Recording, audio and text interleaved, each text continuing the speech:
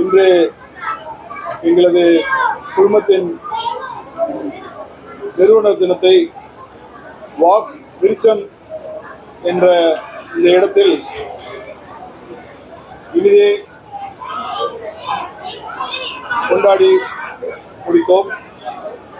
இன்று கைவிடப்பட்ட கைம்பெண்களின் குழந்தைகளுக்கும் பார்வையற்ற மாற்றுத்திறனாளிகளின் குழந்தைகளுக்கும் அரசு பள்ளியில் பயிலும் மாணவ மாணவிகளுக்கும் இன்று 600க்கும் மேற்பட்டவருக்கு கல்வி உதவி வழங்கப்பட்டது. அதில் தேர்வு செய்ய எங்களுக்கு துணையாக இருந்த அனைவருக்கும் இந்த தருணத்திலே நான் எனது நன்றியை தெரிவித்துக் கொள்கிறேன்.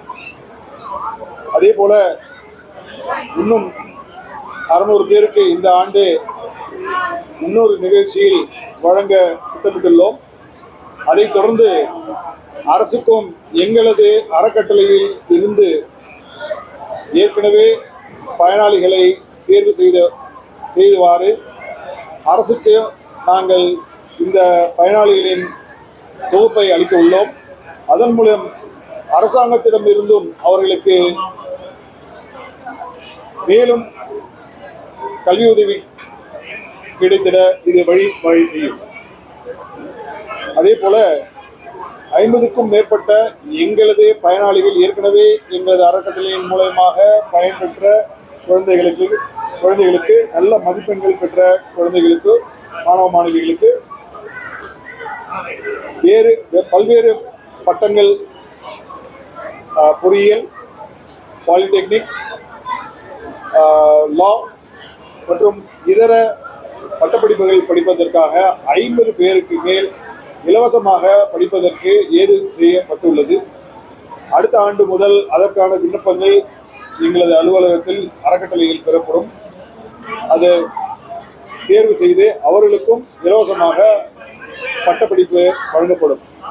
இதை ஒவ்வொரு ஆண்டும் சிறப்பாக செய்ய வேண்டும் என்பதற்காக எங்களது தலைமுறை தாண்டியும் இது நடைபெறும் வேண்டும் என்னும் காரணத்துக்காக இதற்காக ஒரு தொகுப்பை ஏற்படுத்தி அதிலிருந்து வரும் வருமானத்தை வைத்து இதை நடத்த வேண்டும் என்று நாங்கள் அதற்கான வேலைகளும் நாங்கள் இப்ப ஏற்படுத்தியிருக்கோம். இன்னும் 2 வருஷத்துல அந்த வேலைகள் முடிந்துவிடும். முடிந்த பின்னர் இதற்கு தேவையான பொருளாதாரம் அந்த பகுதியிலிருந்து வரும். அதனால் மேலும் இதை சீரும் சிறப்புமாக ஆண்டுதோறும் நடத்திட வருங்காலத்தில் என்னை தொடர்ந்து இருக்கும் தலைமுறைக்கும் அது உதவியாக இருக்கும். ஏதாவது கேள்வி இருந்தா கேட்கிறேன். இது வந்து எங்க ஐயா இறந்து 18 வருஷம் ஆகுது.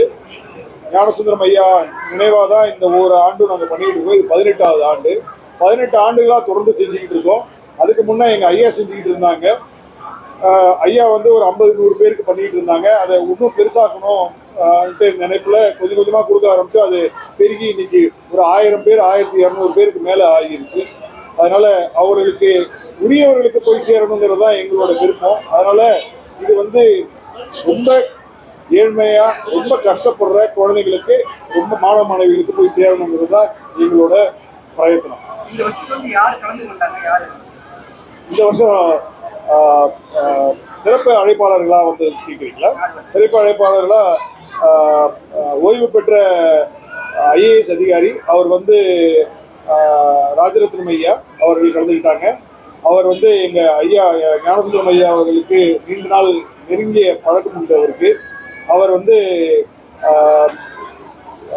முதலமைச்சர் கலைஞர் முதலமைச்சராக இருந்தபோது அவருக்கு செயலாளராக இருந்தார். கிட்டத்தட்ட ஒரு 6-7 ஆண்டுகள் செயலாளராக இருந்தார். அவர் பல பதவிகளில் இருந்த போதும் அவர் வந்து எங்க அப்பாவோட ரொம்ப இணக்கமா இருந்தது காரணத்தினால அவரை இன்னைக்கு அழைச்சிருந்தோம். அவர் வந்து இன்னைக்கு ரொம்ப பெருமையாகவும் ரொம்ப சிறப்பாகவும் இன்று நடத்தி கொடுத்தார். அவருக்கு நன்றி தெரிவித்துக் கொள்கிறேன். அதே போல ரோட்டேரியன் ஒளிவண்ணன் அவர்கள் அவர் வந்து ரோட்டரிக்கு கவர்னராக இருந்திருக்காரு. அது இல்லாம எமரால்ட் பப்ளிஷர்ஸ் ஒரு பதிப்பகம் வச்சு அதுல பல நூல்களை அவங்க பதிப்பிச்சு அவர்கள் டிஸ்ட்ரிபியூட் செஞ்சுட்டு இருக்காங்க. அவரும் வந்து இன்னைக்கு கலந்துக்கிட்டாரு. அதற்கும் அவர்களுக்கும் நன்றி தெரிவித்துக்கிறேன். அடுத்த கட்டமா என்ன மாதிரி பண்ணலாம்? இது வந்து நாங்கள் மட்டும் கொடுத்துட்டு இருக்கிறது வந்து ஒரு சிறிய தொகை மேலே எங்களால் கொடுக்க முடியல. 5000 10,000 அதற்கு மேலே எங்களால் கொடுக்க முடியல ஒரு குழந்தைக்கு. இது வந்து ஒரு குழந்தைக்கு அது போதுமா அப்படின்னு கேட்டீங்க அப்படின்னா போதாதுன்னு நான் நினைக்கிறேன். அதை இன்னும் மேலும் அவர்களுக்கு பல மடங்கு சேர்க்கை ஆகிற மாதிரி பொருளாதாரத்தில் அவங்களுக்கு இன்னும் சேர்க்கை ஏற்படுத்துகிற மாதிரி எங்களை ஒத்த மற்ற அறக்கட்டளைகளுக்கும் நாங்கள் வேண்டுகோள் விடுக்கிறோம். ஒன்றாக சேர்ந்து நடத்தினால், ஒன்றாக அவர்களுக்கு நம்ம நிதி வழங்கினால் அவர்களுக்கு ஒரு 20,000 குறைந்தது 20,000 ரூபாயிலிருந்து 30,000 ரூபாய் வரைக்கும் கிடைக்க அவர்களுக்கு ஏதுவாக இருக்கும். அதற்காக ஒரு 3-4 எங்களை ஒத்த அறக்கட்டளைகள்கிட்ட பேசிக்கிட்டு இருக்கோம். அது இன்னும் முடிவுக்கு வர்றதில்லை. அதனால ஒரு 2 ஆண்டுகளுக்குள்ள அதையும் நாங்கள் செய்யலாம்னு நினைக்கிறோம். அப்படி நடந்துருச்சுன்னா அப்படின்னா ஒரு மாணவருக்கு குறைந்தது 25,000 ரூபாயிலிருந்து அவங்களுக்கு கல்வி உதவி கிடைக்கும். அப்போ அது வந்து போதுமானதாக இருக்கும். இது வந்து பட்டப்படிப்புக்கு ஒரு விதமாகவும் பள்ளி படிப்புக்கு ஒரு விதமாகவும் பிரித்து அவங்களுக்கு கல்வி உதவி கிடைக்க எங்கள் அறக்கட்டளை பாடுபடும். சென்னை வரைக்கும் தான் நடத்துறீங்க? இல்ல, சிட்டி மட்டும் கிடையாது. இப்போ சென்னை மட்டும் 600 தான் நம்ம இப்போ இன்னைக்கு பண்ணியிருக்கிறது. இதே போல மதுரை, தூத்துக்குடி, திருநெல்வேலி, ராமநாதபுரம், சிவகங்கை இதெல்லாம் சேர்த்து அங்கே ஒரு 600 குழந்தைகளுக்கு கொடுக்க இருக்கோம். தென் மாவட்டங்கள் எதுக்கு தேர்ந்தெடுக்கிறோம் அப்படின்னா, கொங்கு மாவட்டத்தில் கொங்கு ஏரியாவில் அதிகமான ஆட்கள் இருக்கிறதுனால அதிகமான ட்ராப் அவுட்ஸ் வந்து எங்களது ஸ்டாட்டிஸ்டிக்ஸில் சவுத்து இருக்கிறதுனால இந்த மாவட்டங்களை நாங்கள் தேர்ந்தெடுத்து அவர்களுக்கு உதவி செய்யலான்னு இருக்கோம். மாணவர்களுக்கு வந்து சொல்ல விரும்புறது என்னன்னா, நல்லா படிங்க. எல்லாரும் நல்லா படிப்பாங்கன்றது நிச்சயம் கிடையாது. அதனால அவங்களுக்கு நல்லா படிக்கிறவங்க நல்லா படித்து மேலும் மேலும் வளர்ந்துருவாங்க. ஆவரேஜாக இருக்க ஸ்டூடெண்ட்ஸு அவங்களுக்கு வேண்டிய ஸ்கில் செட்டை டெவலப் பண்ணிக்கணுன்றது தான் எங்களோட ஆர்வம். அந்த ஸ்கில் செட் அப்படிங்கிறது எது வேணா இருக்கலாம். அது வந்து பிளம்பிங்காக இருக்கலாம், எலக்ட்ரிக்கல் ஒர்க்காக இருக்கலாம், பெயிண்டிங் ஒர்க்காக இருக்கலாம், டே டு டே ஒர்க் எதுவாக இருந்தாலும் இருக்கலாம். அதுக்கான ஸ்கில் செட்ஸை அவங்க டெவலப் பண்ணிக்கிட்டாங்கன்னா அவங்களுக்கு வேலை நிச்சயம். அது மட்டும் இல்லாமல் தனக்கு மட்டும் வேலை இல்லாமல் அவங்க இன்னொரு 10 பேருக்கு வேலை கொடுக்குற அளவுக்கு அவங்க வளர்ந்துருவாங்க. அதற்கு ஒரு எங்கள் அறக்கட்டளை மூலயமாக ஒரு ட்ரைனிங் சென்டரும் ஒன்று ஆரம்பிக்கலான்றது ஃபியூச்சரில் எங்களுக்கு ஒரு பிளான் இருக்குது.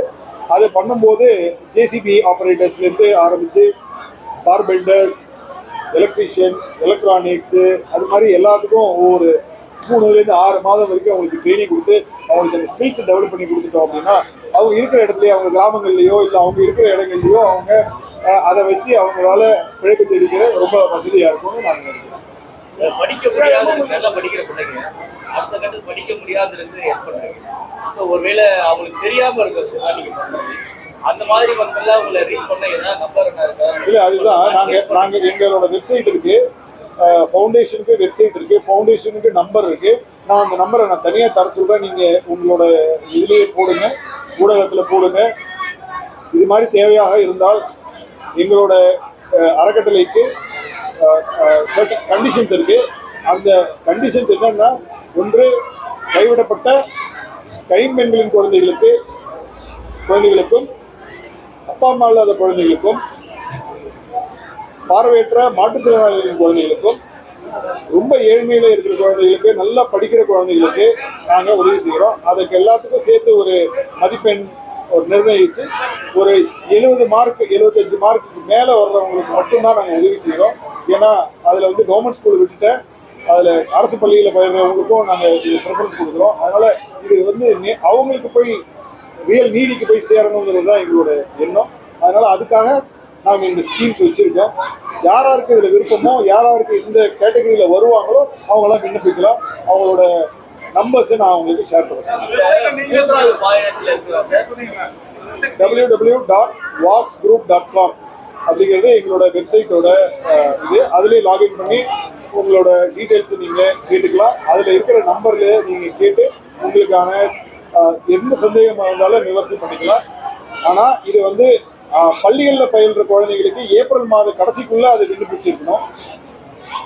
அதே மாதிரி கல்லூரிக்கு போகிற குழந்தைங்க, கல்லூரிக்கு போகிற மாணவர்கள் மே மாதத்துக்குள்ளே இதை விண்ணப்பிச்சிருக்கணும். அப்போ தான் இது வந்து அவங்க கடந்து போகிற ஆண்டுக்கு அது உபயோகமாக இருக்கும். அதனால் அவங்கள தேர்வு பண்ணுறதும் எங்களுக்கும் சுலபமாக இருக்கும். அதனால் தயவுசெய்து யாராருக்கு விருப்பமோ அவங்க இந்த டைம் பீரியடுக்குள்ள அதை அப்ளை பண்ணி வாங்கிக்குமாறு கேட்கிறோம். இது வந்து தமிழ்நாட்டுக்காக சார். சார், நீங்க சொல்றது தமிழ்நாடு முழுக்க தமிழ்நாடு மூன்றாவது பாலினத்துல இருக்காங்க. மூன்றாவது பாலினத்துல இருக்கு. அவங்களுக்கு என்ன மூன்றாவது பாலினத்துக்கும் உண்டு, கண்டிப்பா உண்டு. அது நாங்க வேற மாதிரி செஞ்சுட்டு இருக்கோம். இது வந்து இந்த கல்வியின் அடிப்படையில செய்யல. அவங்களுக்கு வந்து இந்த பார்வையற்ற மாற்றுத்திறனாளிகளுக்கு நாங்க வந்து ஒரு அறக்கட்டளை எங்க அறக்கட்டளையிலேயே ஒரு பகுதியா இன்னொரு அறக்கட்டளை வச்சிருக்கோம். அதுல மூலியமா அவங்களுக்கு சுய உதவி வேலைகளை அவங்களே ஏற்படுத்தி கொள்ள அவங்களுக்கான மைக்ரோ ஃபைனான்ஸுக்காக ஒரு 10,000 ரூபாயிலிருந்து 20,000 ரூபாய் வந்து நாங்கள் நிதி உதவி கொடுக்குறோம். அதை வச்சு அவங்க வந்து சுய உதவி குழு மாதிரி அவங்களே சுய தொழில் ஆரம்பிக்கிறதுக்கு வசதியாக இருக்கு. ஏன்னா இப்போ பார்த்தீங்கன்னா இவங்க எல்லாருமே ஒன்று அவங்க கடலை மிட்டாய் விற்கிறாங்க, இல்லை ஏர்புல்ல விற்கிறாங்க, இல்லை சீப்பு விற்கிறாங்க, இல்லை பஞ்சு மிட்டாய் விற்கிறாங்க. இது மாதிரி ஆன சின்ன பொருட்களை தான் அவங்க விற்கிறாங்க. அதை அவங்களே அவங்க வீட்டில் தயார் செய்து அவங்களே வியாபாரம் செய்யறதுக்கு ஏதுவாக இதை செய்கிறோம். இதே மாதிரி தான் இவங்களுக்கு மூன்றாம் பாலினத்திற்கும் அதே மாதிரி ஸ்கில் செட் டெவலப் பண்ணுறதுக்கு நாங்கள் ஹெல்ப் பண்ணுறோம்.